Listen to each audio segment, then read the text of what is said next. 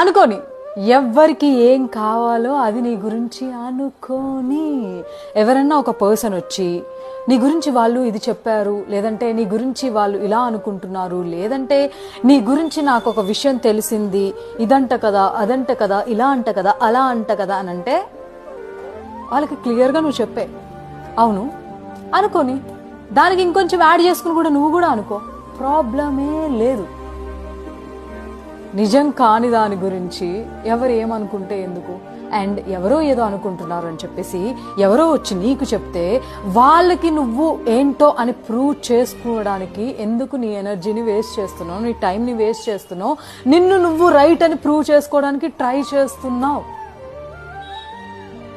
నిన్ను నమ్మలేని మనుషులకి, నువ్వేంటో తెలియని మనుషులకి నువ్వేంటో చెప్పడమే వేస్ట్. ఎవరు ఏదన్నా అనుకొని అలాంటి అనుకునే మనుషులకి నువ్వు దూరంగా ఉండంతే.